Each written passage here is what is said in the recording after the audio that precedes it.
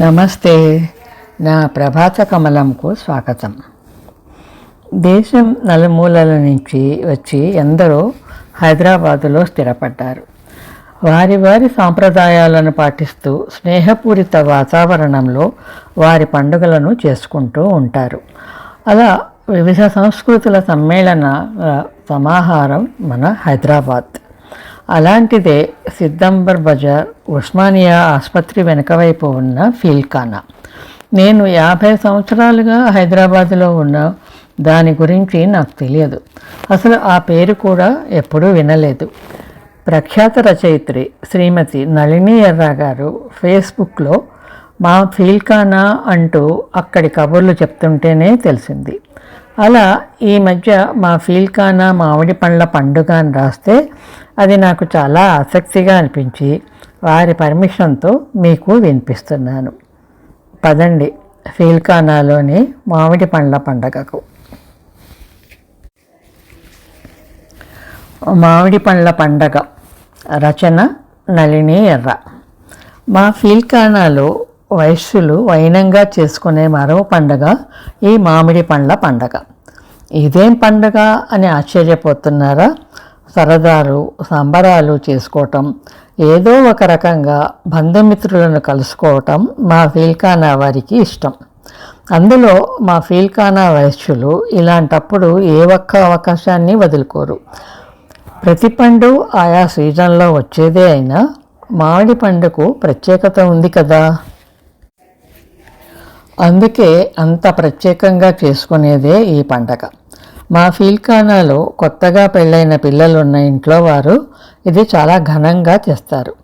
అందుకు వేదికగా చాలామంది మా ఫీల్ఖానాలోని కన్యకా పరమేశ్వరి దేవాలయాన్ని ఎంచుకుంటారు. మోజంజాహి మార్కెట్లో ఉన్న పండ్ల దుకాణాలలో చాలా వరకు మా ఫీల్ఖానా వారివే ఉన్నాయి.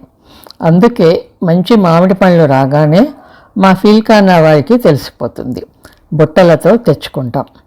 ఇక పండుగ చేసుకునేవారు మరిన్ని బుట్టలతో తెచ్చుకుంటారు.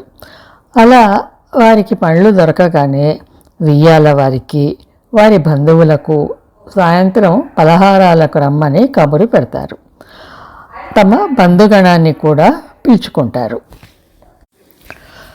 ఇక్కడ ఆడపెళ్లివారు మగ పెళ్లివారు అని ఉండదు. కొత్తగా పెళ్ళయ్యాక మొదటిసారి మామిడి పండ్ల సీజన్ రాగానే సరదాగా చేసుకునే పండగ. ఇక దేవాలయంలో ఏర్పాట్లు మొదలవుతాయి. ద్వారానికి మామిడి తోరణాలు పూలు కడతారు. గుడిలో పూజారుల గదుల పక్కన అరుగు మీద జంపకాన పరిచి ఉంచుతారు. కొత్త జంటకు పెళ్లిలో ఇచ్చిన పీటలు వేసి ఉంచుతారు. ఆడవారు అందరూ వీలైనంత వరకు చక్కగా తెల్ల ప్రింటెడ్ చీరలు, మల్లెపూలు అలంకరించుకొని ఉంటారు. మగవారు లాల్చీ పైజామా, లాల్చీ పంచెలు ధరించి వస్తారు. వస్త్రధారణ గురించి ప్రత్యేకంగా ఎందుకు చెప్తున్నానంటే వారికి ఎప్పుడు ఎలా అలంకరించుకోవాలో బాగా తెలుసు. ఇక వియ్యాలవారు రాగానే హడావిడి మొదలవుతుంది. వారిని చక్కగా ఆదరంతో ఆహ్వానించి కూర్చోపెడతారు. తర్వాత కొత్త జంటతో అయ్యవారికి ప్రదోష పూజ చేయించి దేవుడికి పండ్లు నైవేద్యం పెట్టించి కొన్ని పండ్లను వస్త్రంతో దక్షిణతో బ్రాహ్మడికి దానమిప్పించి ఆశీర్వాదం చేయిస్తారు. మళ్ళీ కొత్త జంటను వారి కుటుంబ సభ్యులను కూర్చోబెట్టి అందరికీ బొట్టు పెట్టి బట్టలు పెడతారు. తరువాత స్టీల్ గంగాళం లేదా బేసిన్ లేదా బకెట్ లాంటివి కొని వాటి నిండా మామిడి పండ్లను పెట్టి అత్తగారికి ఆడపడుచుకు వాయనం ఇస్తారు. బంధువులందరికీ మామిడి పండ్లను తాంబూలంతో ఇస్తారు. ఆ తర్వాత అందరినీ కూర్చోపెట్టి వడ్డన చేస్తారు.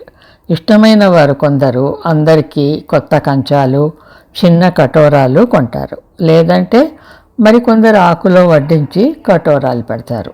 అది వారి వారి ఇష్టం.